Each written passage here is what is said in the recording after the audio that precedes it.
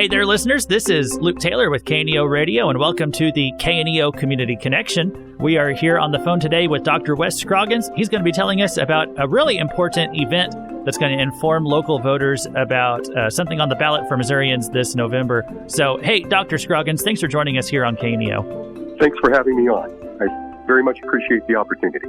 Yeah, so coming up on October 22nd is an event that Missourians don't want to miss. What's going to be going on in Joplin that night?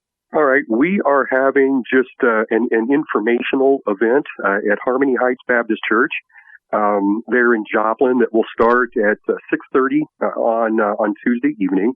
The purpose is just to inform people of the Missouri Amendment 3, which is the amendment that, if passed, will basically legalize abortion up to the point of birth, including partial birth abortion.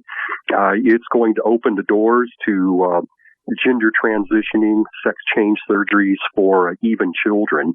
It's going to place all of those kinds of things into our Constitution in Article 1 as a constitutional right here in the state of Missouri. And it's got, a good number of other real problematic elements to it, such as basically not requiring parental consent. If you've got a teenager who wants to get an abortion, or you've got a child that is thinking about transitioning, you're basically going to have school personnel or any other individual can get those services, so to speak, for those children, and they don't even have to have parental consent to do it.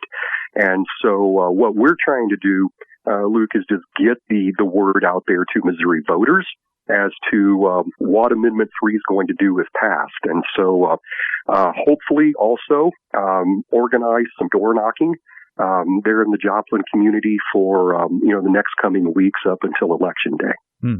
So you're trying to get the word out right now and make sure voters know what exactly is in this amendment. One thing I've heard said about it a lot is that it just uses very kind of like broad, non-specific language, and that so therefore it makes it to where things could be interpreted in a very broad way, and make it hard for legislators to put any kind of restrictions on abortion or some of these transgender issues in the future. Yeah. Right. I mean, the amendment is very clear that there can be no interference, no government interference, on the part of the state legislature or the governor in basically standing in the way of the person's constitutional right. Unfortunately, that's the one thing in the bill that I think is very, very clear. But you're correct. For example, a couple of other things that are very unclear is just defining reproductive freedom. And that's what this is called. It's called the Reproductive Freedom Initiative Act. Mm-hmm. And basically what it says in the very first section where it defines reproductive freedom, it basically mentions things like abortion and, postpartum care and those kinds of things. But then it makes the statement, it includes these things, but it's not limited to these. And so, we've got a definition here of reproductive freedom that is not specifically defined. It's left completely open-ended. We don't even know what all that's going to include in the future. And so you are correct. It's things like that are just very, very broadly and, just broadly defined and very, very vague and ambiguous about this.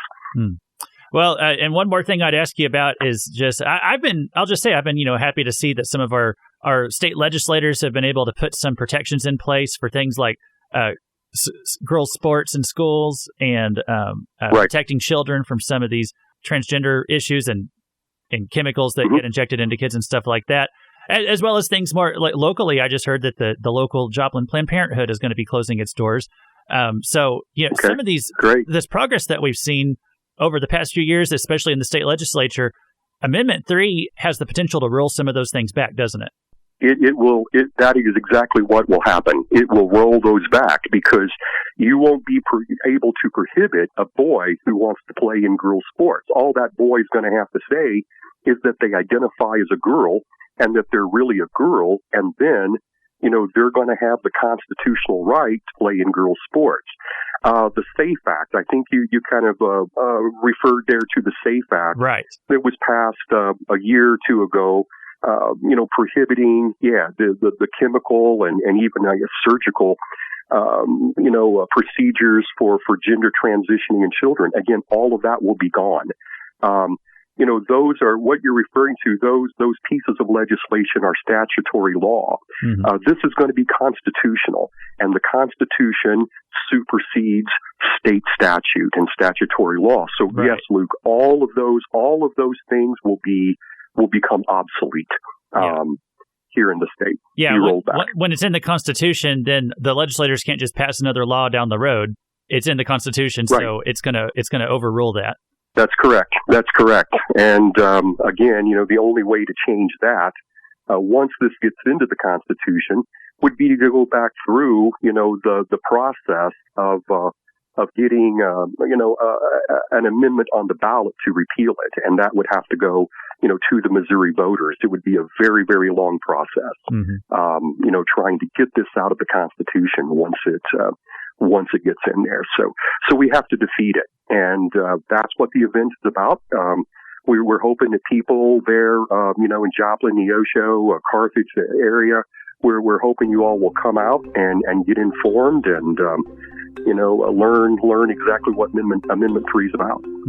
Well, tell us the details one more time. Where do they need to be on October 22nd?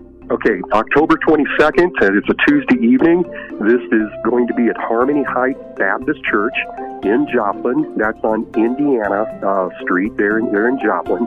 The event starts at 6:30. And, I'm anticipating it lasting maybe, an hour and a half or something like that. All right.